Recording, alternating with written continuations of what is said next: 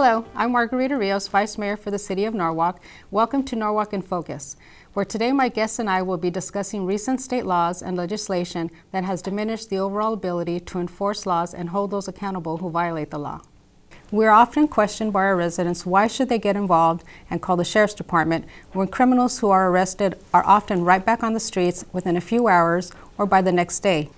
The protection, safety, and welfare of our residents is a responsibility that we take very seriously in Norwalk. And as a law enforcement professional myself, I too share the frustrations of this community as our officers and the courts become more and more restricted in doing their job. Here to provide an overview of the recent state laws and legislation and how they've affected local law enforcement as well as our court system is Grizel Chavez, Director of Public Safety for the City of Norwalk. Welcome. Captain James Tatro of the Norwalk Sheriff's Station. From the LA County District Attorney's Office in Bellflower, Deputy in Charge Mike Enomoto. And finally, Deputy in Charge from the Los Padrinos DA's Office, Bel Chen. Welcome. Captain Tatro, my first question is for you.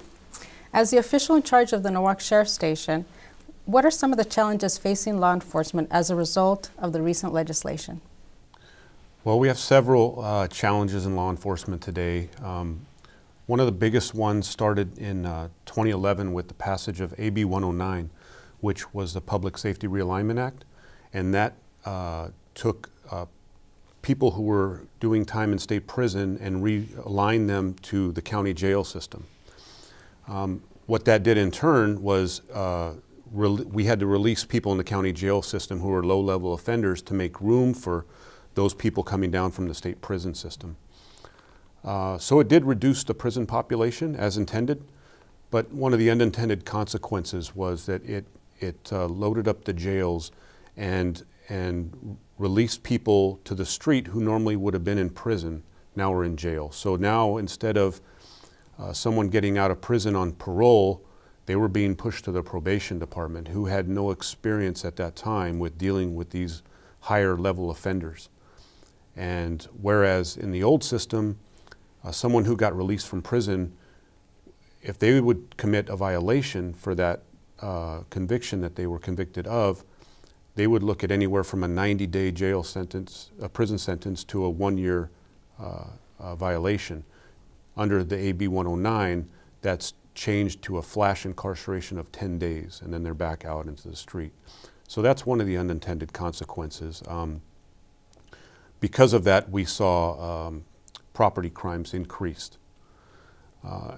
In addition to AB 109, in 2014, we passed Proposition 47, which reduced a lot of felonies to misdemeanors, such as any theft that was over $400 at the time, that was a felony, but now that is a misdemeanor. The theft has to be greater than $950.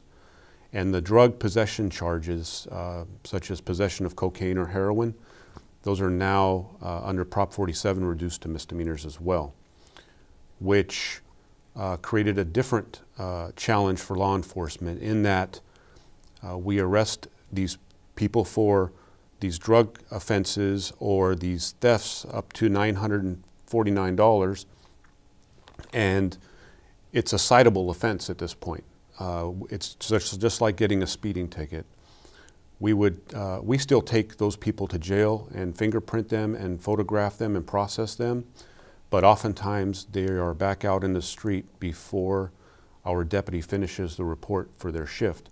So that's a challenge, and because there are no incentives to go to drug treatment, it causes this cycle of homelessness, drug abuse, and petty crime over and over again, because there is no incentive to get well.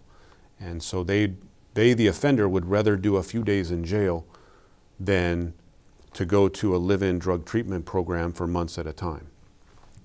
A lot of the money from Prop 47 was estimated to be in the low 100s of millions of dollars. That money in reality turned out to be $103 million. And that was for the entire state of California. LA County's portion of that is $34.5 million over a 3-year period until the next grant dispersal in 2020. Well, that is only $11.5 million per year, and there are 87,000 Prop 47 offenders right now. So that equates to about $150 per offender per year, which is not enough to do much with. And like I said, the next grant dispersal is not until 2020, so we have a ways to go. In addition to that, these offenders keep, many of them, the majority of them, keep repeating over and over and over, and we see it. In fact, since 2014, the latest report in August, which is almost a 4-year span of Prop 47 now, the most frequent offender has offended 104 times on Prop 47 related crime in the county. So that's a lot, and it drains resources and takes a lot of focus away from what we really need to be doing. We still continue to take those people to jail, but it's a challenge for us. And lastly, you have Prop 57, which was the Public Safety and Rehabilitation Act, which was passed in 2016. That reduced, actually did away with sentence enhancements. So under Prop 57 currently, if a person commits 10 or 15 residential burglaries, they get sentenced the same way a person that commits one residential burglary. What's more confusing is that it doesn't really define nonviolent offenses. So under that, nonviolent offenses are categorized as child abuse, domestic violence, solicitation to commit murder. These are all nonviolent crimes according to Prop 57.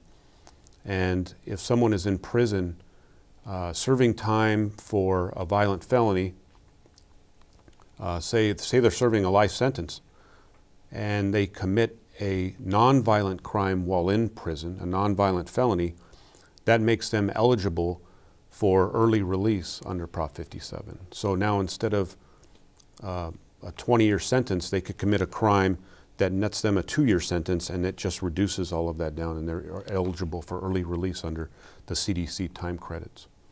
So those are the challenges we've been facing over the past few years. It is challenging. It does sap a lot of resources from us, but thankfully we have a very excited group of deputies at Norwalk Station, and we average about in the low 400 arrests per month at Norwalk. So they keep on bringing them to jail, but it's frustrating when you see the same people over and over again. Mm-hmm. Now, Captain, you mentioned the increase in property crimes. Is that specific to Norwalk? And in addition to that increase, have you seen any other spikes in criminal activity specific to our community? Yes.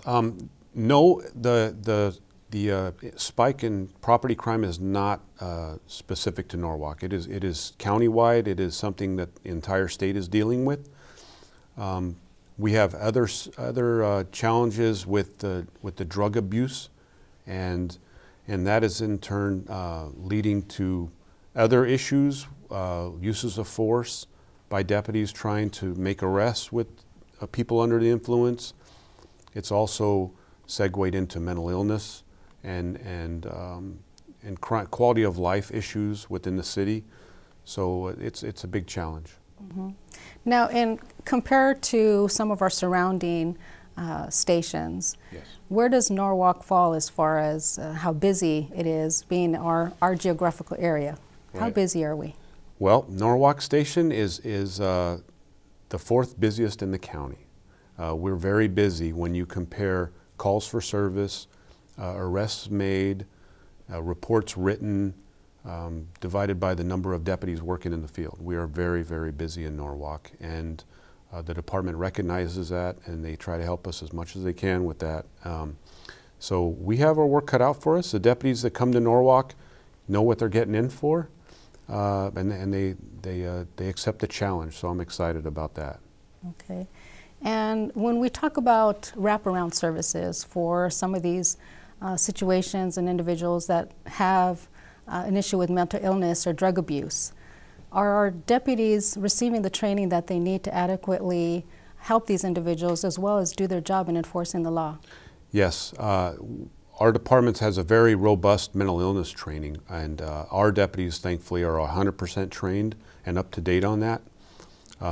They also have started pushing to increase our mental evaluation teams and staffing for those, and centralize them between us and Lakewood Station, because they did a study of where most of those types of calls come from, and Norwalk and Lakewood both have a high volume of those calls. So they put the resources where they were needed, and that's been helpful to us. So we work as a team with them to get those done. Okay, very good. I have a second question for you, Captain.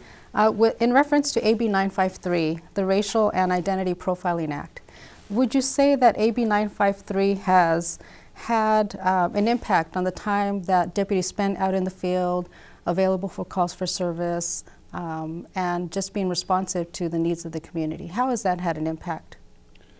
Well, that's another challenge for deputies. That is a statewide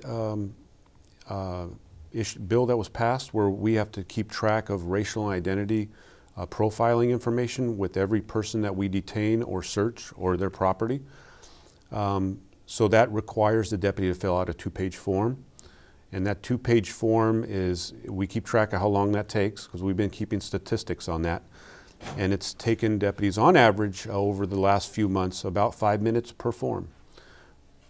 But when you contact 12 people in a shift, let's say, that's an hour's worth of your time, and you need to fill that out, and it needs to be completed before the end of your shift. So that's another challenge. Again, I'm grateful that it hasn't slowed down the deputies' productivity out there. They're just working a little extra harder, I think, because the arrest statistics still remain high, and I'm happy for that and grateful for that. But it's just another challenge to them. Definitely a tough job to have to complete all the paperwork before your end of watch and still be available for what our residents expect, and meeting their needs, their calls for service, and answering those calls and being timely and responsive.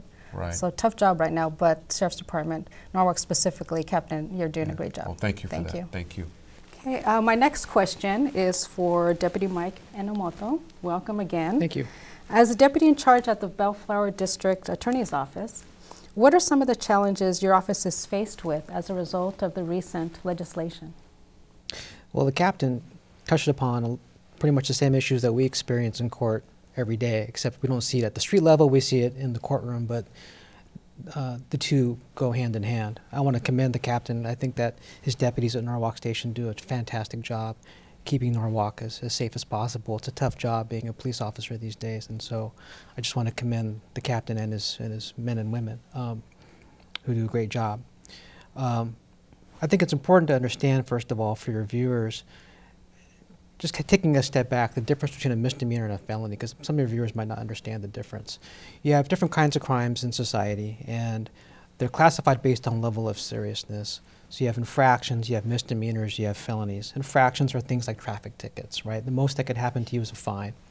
Misdemeanors, one step up, things like shoplifting, minor drug offenses, driving under the influence. You might get some jail time, but that's about the most you're going to face. And then you have felonies, the more serious crimes, the robberies, the burglaries, where you could actually go to prison. It's important to understand that when you talk about Prop 47, for example, basically what happened was you take a lot of crimes that historically have been felonies in this state and you reclassified them as misdemeanors, meaning that the consequences for committing these crimes have been chopped down considerably. When you take away the consequences, logically you expect people to do it more because there's less consequence if you go out and commit these various former felonies, now misdemeanors. The possession of hard drugs, for example, heroin, cocaine, methamphetamine, used to be a felony, now it's a misdemeanor. And then without the threat of incarceration, for a lot of these offenders, there's little incentive for them to get help. Back when there was the threat or the real prospect of incarceration, there was an incentive for a lot of people to get help. It's either go to jail or prison or go get a program. Of course, they choose the program. Now there's not that threat. So a lot of these defendants, what they'll do is they'll rather do their 30 days in county jail than go through this onerous program. And then what happens, as the captain referenced before, is with 30 days county jail, they don't do 30 days. They're out in 24 hours. Now they're back on the street again. So the cycle of homelessness and mental illness and seeing the same offender time and time again, that's kind of what's happening. So that's definitely a problem. Other crimes, property crimes, the captain was talking about an increase in property crimes. That makes sense because a lot of crimes that were formerly felonies are now misdemeanors. For example, in this state, it used to be a felony to commit a petty theft with a prior petty theft conviction. No longer unless you're a sex offender, but basically now you could commit a bunch of thefts as long as you stay under $950.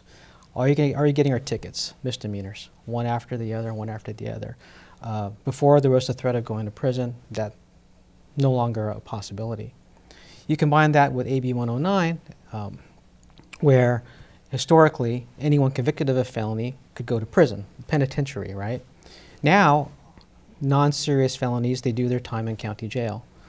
And non-serious felonies, things like stealing cars, dealing drugs, most property crimes are pretty much all considered non-serious, non-violent. So if you get convicted of a felony, steal a car, for example, you're not going to go to prison.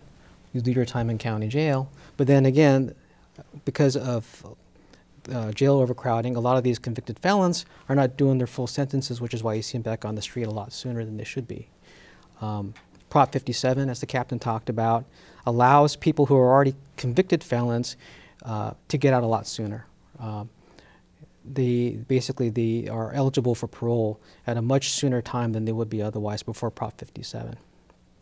So you combine all these different laws all working together, right? It's almost like the perfect storm of legislation that's come down where it really makes it hard for prosecutors, for police officers to keep the community safe. The last thing I wanted to talk about is Prop 64, the Adult Use of Marijuana Act, which took effect a few years ago.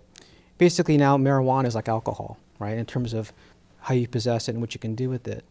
What a lot of people don't realize is that what we've seen is a spike in DUI marijuana type of cases, where someone is driving and they're smoking marijuana, or maybe they smoked a bowl of marijuana and now they're driving a car. DUI marijuana cases are very different than DUI alcohol cases in terms of prosecution. They're much more challenging. DUI laws, from many people already know, if you're .08, that's all you got to show and you're driving under the influence. Well, there is no quantitative amount of marijuana in your blood that qualifies you for a DUI conviction. It's all based on objective symptoms. Again, it makes it very, very hard. So we get a lot of DUI marijuana cases that are very, very hard to prosecute, but I've definitely seen a big spike in that. Yeah. Now, as the DA, you review all the cases that come before you, and the new legislation and the laws obviously have had an impact, are definitely a deciding factor on how you proceed with those cases. But is there any other criteria that you use as the DA to determine how the case will proceed, when they file and potential consequences for the offender?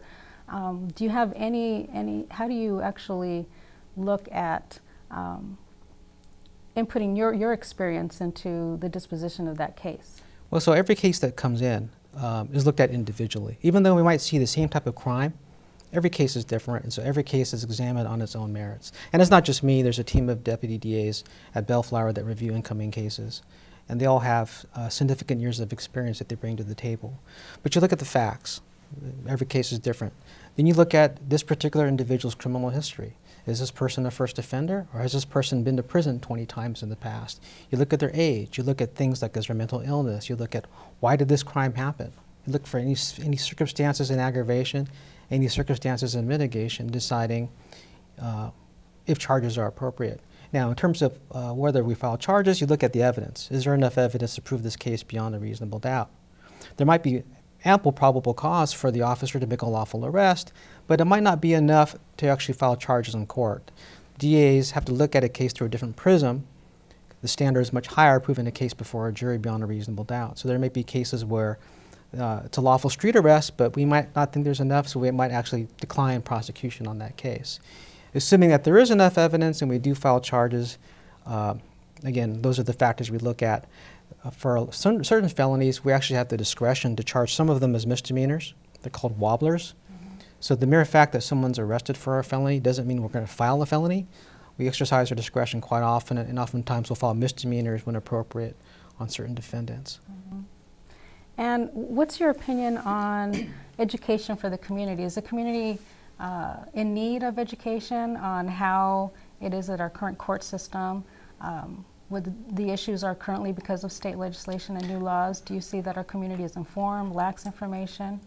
You know, it's really hard to say. I can say this. I think one of the best things that a resident of Norwalk can do is serve on a jury. When you get that jury summons, don't dodge it. Come and serve on a jury. You'll get a front row seat in terms of what it's like in our local court system. That's the best education you can get. But I think it's important, just to be informed. If you read something on the internet or in a piece of journalism, you might want to read another source and kind of check your facts and make sure you're getting accurate information. But it's really, really important because it affects, your day-to-day life here in Norwalk. It really does.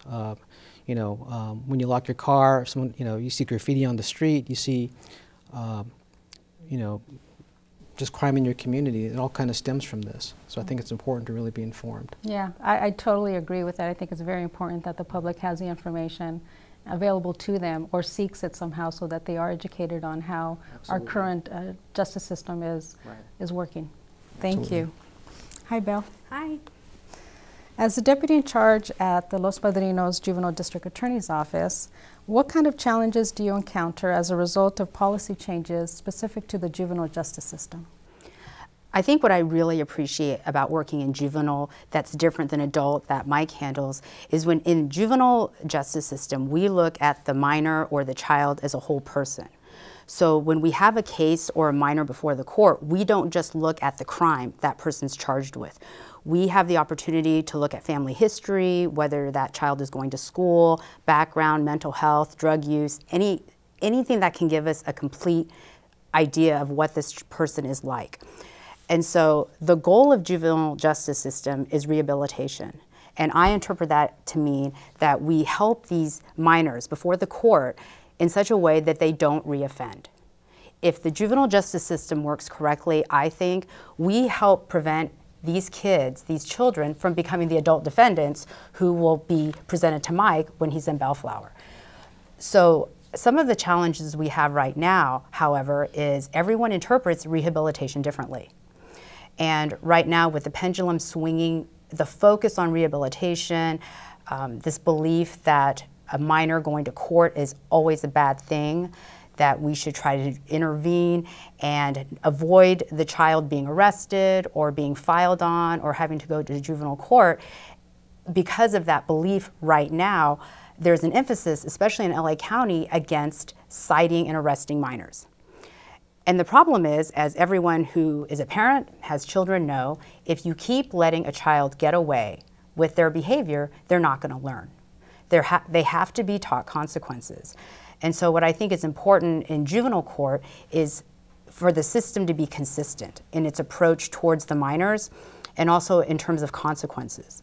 Because I think if you keep letting a charged minor, if you just keep letting them get away or suffer no consequences for bad behavior, there's a chance the bad behavior will just continue. And I think what's really important for juveniles, for minors, and that's anyone under the age of 18, is education. So that's why our office focuses on truancy. We focus on education. That's what's so great about the Norwalk Community Court, is you try to help these kids, these children, stay in school so that they're not out there on the streets up to mischief or doing something that's criminal. And so a lot of trends right now in the juvenile justice system, the governor just signed a lot of new legislation. And for example, one of the new pieces of legislation that will go into effect either 2019 or 2020, depending on what section, is that we will not be able to file on children under the age of 12 unless they commit a murder, a rape, or some other very violent sex offense. So for example, if you have, in a couple of years, if you have an 11-year-old commit robberies, then we're not going to be able to file, they won't be able to be arrested, they won't be able to be detained, we won't be able to file on them, and we're going to have to wait for that child to do something when he or she is 12. And then the juvenile justice system will be able to intervene. And I think sometimes when you're trying to help a child, when you're trying to intervene so that at the age of 16, 17, they're not some hardened criminal already, it's better if we can intervene when they're younger, as opposed to waiting those 3 or 4 years. So that's a challenge we have right now. Mike and both the captain mentioned Proposition 57. The impact Proposition 57 had on the juvenile justice system, it used to be in California that if you were a minor and you committed certain crimes, if you were 14, 15, 16, 17, if you committed a murder, if you committed the most serious crimes, the DA's office, the district attorney's offices, we were authorized with the discretion to file on these minors directly in adult court, because we believed the crime was so serious, their background was so delinquent that they deserved that treatment. They deserved to go to adult court as opposed to juvenile court. Well, Proposition 57 changed that, so that now every single case, as long as a juvenile person commits it, anyone under the age of 18, a judge in juvenile court will decide whether that juvenile should be handled in juvenile court or get transferred to adult jurisdiction. So that's created a backlog for all the cases that were filed before Proposition 57, which was in November 2016. And there's even, the governor signed a new piece of legislation that takes it even a step further, which is that minors who are 14 and 15, we can't even try to transfer those minors no matter what crimes they commit. And I think that legislation will be challenged in the courts. But as of right now, that's what the governor has signed. And so just like the captain and Mike have mentioned, when you look at the legislation in a vacuum, it may not seem to have that much impact. But when you start putting all the pieces of legislation together and you start seeing the gradual collateral consequences of all this legislation and the impact it has on law enforcement and on prosecutors and the court system, you start seeing kind of a snowball effect that may not be immediately obvious back in 2011, but we're in 2018 and you're starting to see the impact. Yes. I've been in law enforcement for now 20 years, and I can tell you dealing with juveniles was much different back in my early years as a law enforcement officer. I've seen many changes, and it's definitely impacted how officers do their job when they come into contact with minors and juveniles. And one thing I just wanted to mention to piggyback off what Mike said, what I'm seeing a lot at Los Padrinos, I am seeing so much drug use. I'm seeing so much marijuana. I'm seeing a lot of Xanax. And I think part of the reason we're seeing so much marijuana is for these minors, it's easier for them to get marijuana than alcohol. And it's gotten much worse, I think, since Prop 64 passed. Mm-hmm. Well, I know that, would you say it's true when we hear that there's no consequences really now for minors and when they're involved and they're caught with possibly marijuana or Xanax? I mean, are there consequences for them? Is there some type of follow-up to when a minor gets caught with a controlled substance? It takes a while before the minor honestly crosses our desk in the DA's office, because first there's usually, if they're caught at school, usually the school will deal with it, and they try to do it informally or administratively. Sometimes it'll go to the probation department. By the time a minor is actually referred to law enforcement and then the DA's office for drug abuse, even if we file it, most of the charges are misdemeanors. When they go to court, they will get some type of probation, and we always include drug counseling and drug testing. And, but very rarely are you going to see a minor detained or in juvenile hall for drug use. It's just on it by itself. You won't see that anymore. Now, in listening to you mention that restorative justice, that term comes to mind. What impact has the restorative justice theme now have? What impact does it have on the juvenile justice system and in our courts? Well, I think the goal of restorative justice is a wonderful goal. I think part of the problem in terms of the reality of the minors I see in court, luckily at Los Padrinos, a lot of the minors we see, I feel like we still have a chance to help them and help them become productive members of the community when they're adults. But there is always that percentage that you look at their history, their criminal history, you look at their behavior in school, you look at the circumstances of the crime they're charged with, and from a risk assessment perspective, you just think this minor could be a criminal for life. It just kind of depends. And so sometimes the phrase restorative justice, as nice as it sounds, for certain minors, I just don't think it's very appropriate or realistic. I see. Thank you. And if I may add, you know, Belle mentioned our Norwalk Community Court. and that is a tool that's really helped our city in helping hold the juvenile offenders accountable, whether or not they ever get filed on at either probation or the district attorney's office. The city has a parent responsibility ordinance. Every time a juvenile is cited, detained, whatever offense it is in the city of Norwalk, our public safety department sends a letter to the parents to let them know of our ordinance, where they are going to be ultimately held accountable financially for their minor continuing to engage in any illegal activity in the city. Again, regardless of what that may be. So we, through that notification in writing as a first warning to the parent, we schedule them to attend our community court, which is held here at Norwalk Courthouse. Our hearing board is our school safety sergeant, who serves as a hearing officer. We have the probation officer that's part of Norwalk and Glen High School, who also sits on the board. We have our school sheriff's deputy and our school, or our community-based organizations who also attend. So at this hearing, the juvenile gets a chance to explain what the issue is, why he or she was involved in the next activity. The parents are there to hear more about it, and the board tries to figure out and identify possible roots of the behavior, and or assign further resources for the family to pursue, whether maybe they're in need of counseling, tutoring. The parents get a chance to tell us what's going on and ask for help that the city then helps deliver, and partner with the respective agency that can help provide them. Our school safety sergeant also becomes a case manager for that child and the family, where they conduct home visits, school visits, and hope to see that progress, so that ultimately there is no second or subsequent offense, and the child is redirected from that adverse behavior.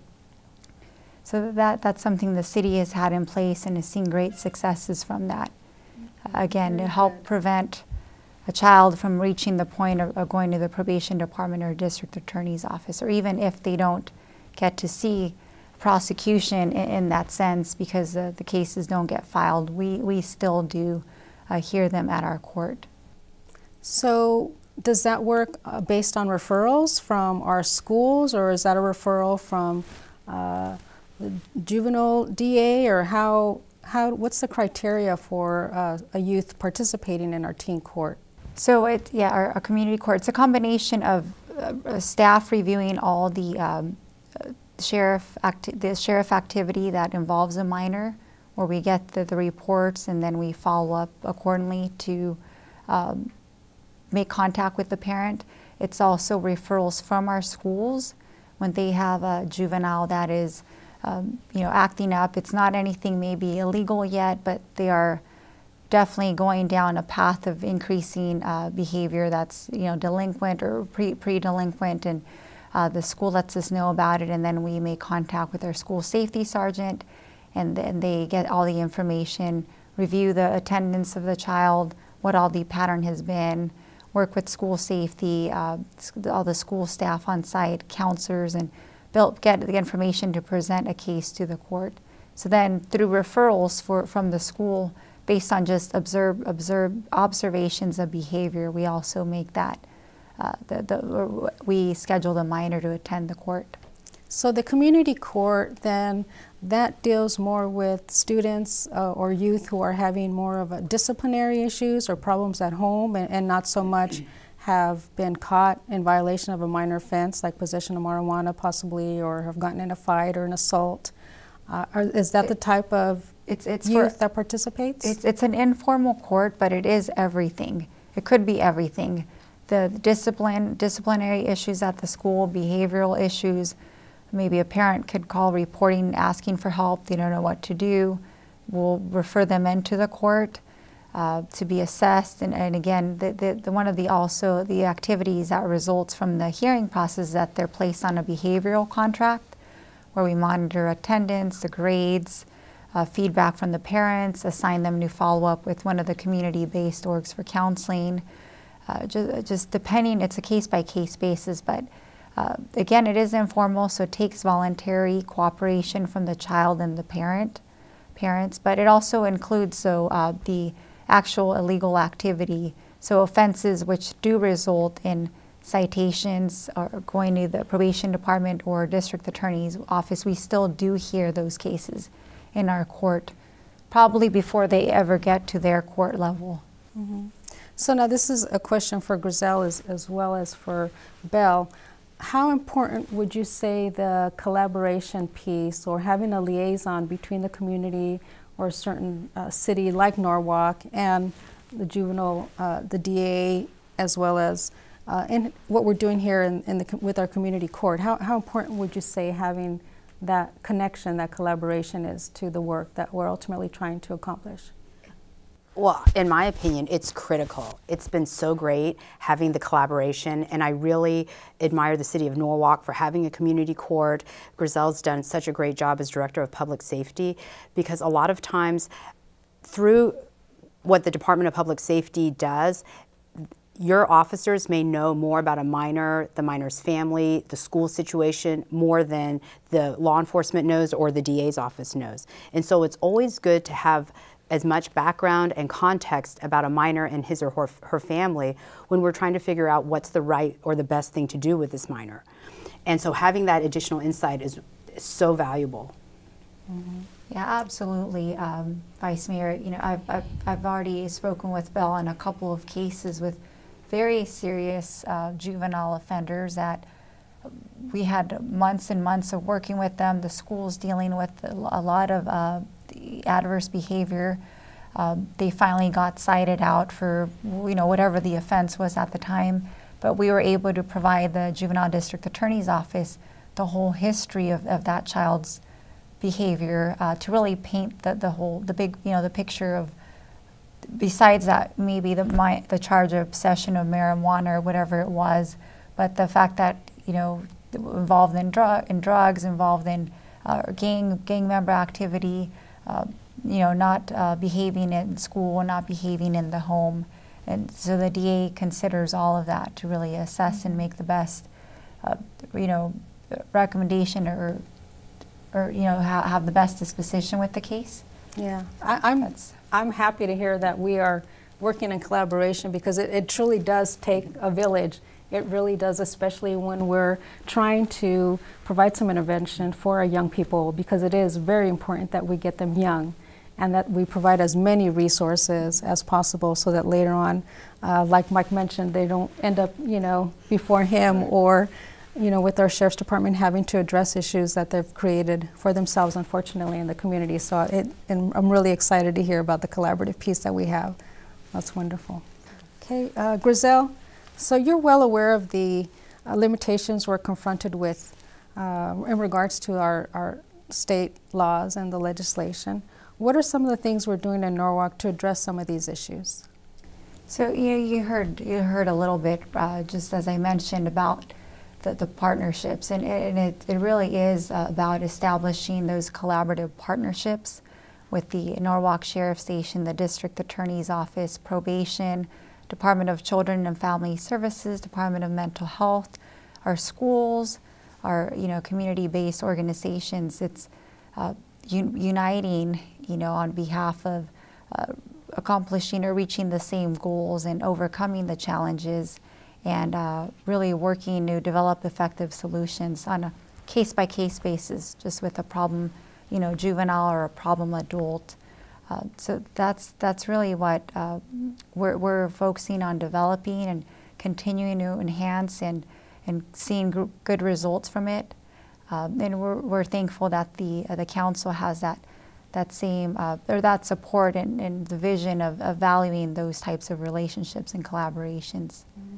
So we're able to keep that going forward. Yes. Well, I feel very good about the partners that we have here with, you know, the captain and Grizel, and our partners, you know, with the juvenile DA and the with Mr. Nomoto here, because it definitely makes a big difference as to how effective we are going to be, how we expect to be when we're trying to make a difference in the safety of our communities. So with that said, oftentimes our residents still wonder, you know, what can we do? How can we get involved? You know, how can I make a difference? How can I make my community safer? What would you say, Grizel, are some of the advice that you'd give them as to how they can make a difference in making our city safer? I think one of the things that really helps with responding to the specific needs that they're facing is hearing from them what is going on in their neighborhood, calling in anything that looks suspicious, a strange car sitting out there for hours, persons knocking on the door late hours of the night, just anything so that we can respond and try to address it as it's happening, as well as learning what, maybe there's trends that going on in a specific neighborhood that we can really be more aware of, and then make a plan of action to address it with we have a Norwalk enforcement team, great team of deputies in partnership with our public safety officers, our code compliance inspectors, where we go after reported nuisances, problem individuals, trends in the whole city to try to abate the activity, and prevent that, and then focus on just a hot list of locations and individuals every week. So, but it definitely helps to hear from our residents what is impacting their neighborhood versus maybe they think they shouldn't call it in. They should just still not hesitate and call, and we can determine if it is a actual what level of crime it is, and public safety would respond, or we would have the sheriff's department respond. Now, I know that sometimes or oftentimes they're looking for resources. What's the best way a resident can find out about the resources? Because I know we have very many in the city of Norwalk that are available to them. I would definitely say, we have a lot of information that's shared on our social media channels through the City of Norwalk, Twitter page, Facebook, Instagram, our Norwalk Now, our monthly publication that's mailed out, our website. If they have a specific need for a resource, maybe they can find it through those channels, or just call in City Hall. Any department, starting with our main City Hall number, can refer them to the right place. We're a very helpful staff, I feel, that is going to take the time to listen and try to point them in the right direction. Call the Public Safety Department. We interact with all the departments, as you've heard, besides within the city and outside of the city, that we can, we will do our best to point him or her in the right direction, or make contact with the agency and try to get the answer for him or her. Thank you, Grizel. Captain, how can the residents of Norwalk help support our deputies in the field and the overall work that's taken place, important work, at the Norwalk Sheriff's Station? What can our residents do to help? I think it's, like Grizel said, it's getting involved. We are only so effective. We're the guardians of the community. And we cherish that honor, and we really do the best we can, but we can't do it alone. There's not enough of us. And I got to tell you, I'm very happy and blessed to be here at a time when the city has turned so proactive, especially over the last 6, 8, 10 months. I mean, I've seen a change. I've been assigned to Norwalk over the past 21 years on and off at every rank. And this is exciting for me because this discussion among us 5 here, getting involved, whereas in the past we would serve a search warrant in the city of Norwalk for a problem house that had been selling drugs on and on and on. And then they'd be out and they'd get released, and we'd serve a warrant and they'd go to jail and then come out, and it's a constant cycle.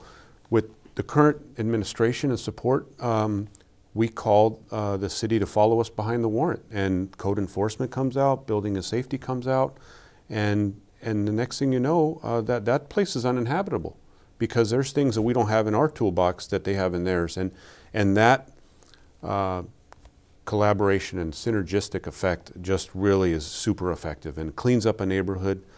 But yeah, we cannot do it alone. We've tried. What we've done really as of late is push hard in social media as well, and Twitter. We have probably the most active Twitter account in the county through Norwalk Station, and we try to get the message out there through crime trends, PSAs, tips on how to keep your property yours, And you know, with that kind of help and people not being shy to call us, that's the best thing they can do. Just not be shy, be a good witness, and let us go out and determine whether it's a waste of our time or not, because it's not a waste. We need to go out there and investigate. Yeah, I agree with you 100%. I think I've seen the dynamics of the teamwork over the last several months really make a significant difference. I see it as being on the council, but as well as a lifelong resident, I've definitely seen a positive impact in our community. Oh, it's great. Yes. It's great. Belle, do you have any final words for us? It's been very informational, very educational hearing. I think you shared very important information that not everybody is aware of when it comes to our minors and the impacts that the juvenile DA has when trying to provide a rehabilitative approach, but at the same time hold them accountable for their actions. What would you like to add? Any last comments? Well, just to follow up on what Griselle and the captain said, I really think an active, involved community makes all the difference. So as a juvenile DA, I'm always interested in education. And so if neighbors are out and about, you're at a grocery store or your neighborhood and you see kids out there and it's a weekday and they should be in school, you know, you might think about calling the public safety office or the sheriff's department, because by law, children have to be in school. And there's a reason, and there are good reasons for that. And so everyone has to be involved in enforcing that, because as a prosecutor, I can only work with what the sheriff's department brings me, and they can only work off what civilians, what community members call in. And even though I know it must feel very, very frustrating, because I've had this conversation with victims and victims' families before, I know sometimes it feels like the justice system is not focused enough on victims, and you see these minors or children offend over and over and over again, and you get discouraged as a citizen from just calling, because what's the point? But the reason why it's important is if the people of the community don't call in these problems, we're not going to know the problems exist. And so then you will always have politicians who will say, oh, the crime trends are going down, or property crimes are going down because there's not as many phone calls.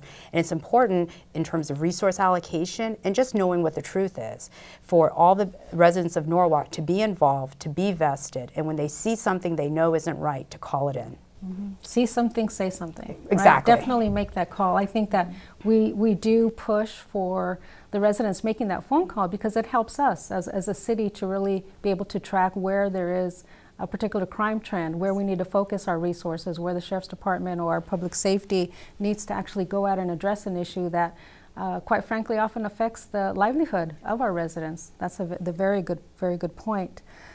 Mike, now something that Belle alluded to was the fact that sometimes residents don't want to make that call or get involved because they don't see maybe the intended outcome or result they expected. Or as we mentioned earlier, maybe they see that same offender back out in the street committing some of the same offenses. What would you say to the public, our residents, regarding that? Well, I would say, even though the system we have is far from perfect, I mean, I think we all understand that. But the system, I still believe in it. I think the system works. There are more challenges now, but it's still a workable system. And I think communication is key. All of us here have, dedicated our careers to public service and serving Norwalk and the surrounding community. But if you don't tell us what's happening in your community, we can't step in to help you. So it has to start with a phone call, an email, something, letting us know what the problem is so we can bring resources that are available to try to solve the problem. Does that mean that it's going to be 100% perfect cure-all every single time? No, of course not. Nothing is. But I can guarantee this, if you don't call, nothing was going to happen. Mm-hmm. The system will not get any better. I mean, the problem is not going to get any better. So you gotta communicate. We're all here to help, and if you don't utilize us, nothing's going to improve. So I think communication is key. I mean, there's resources here. Use us. That's what we're here for. So make that call. Absolutely. Report that incident. Absolutely. No matter how small you think it is, no matter how trivial you think it is, make the call. We can't, and we'll assess it. Mm-hmm. And then, there's a whole process of resources that can come in and try to assess a problem. Maybe it's a problem where prosecution's warranted, maybe not. Maybe there's other ways, code enforcement or something else that could be used to solve the problem. But like I said, the resources are here, but you got to call for help before we can step in. Well, I personally I feel wonderful. I'd be in very good hands with this team. So I'm hoping that that's what we were able to convey to our audience today, that there is a team, a strong team of professionals and experts who are committed to not just the city of Norwalk, but overall trying to improve and educate others and teach the importance of, getting involved with our youth and making that call, to get involved and make that call, make that report, as well as stay in touch and collaborate and support our Sheriff's Department and reach out to our public safety, because there are resources, many resources available to them. Thank you all very much for joining me today. I think you provided very important, very critical information. I find that it's going to be very educational to our community and our residents. It was wonderful to hear from the experts, which all of you here are today. So I thank you very much for participating and sharing with us today. Thank you for having us. Thank you. Yes, you're welcome. Thank you for watching Norwalk in Focus, for joining us for this segment. I want you all to remember, as was discussed, if you see something, say something. We have very many important resources available to you here in the city of Norwalk, as well as through our Norwalk Sheriff Station. Please stay in touch, please stay connected, and please remember that the city of Norwalk is here and available for you for whatever you need.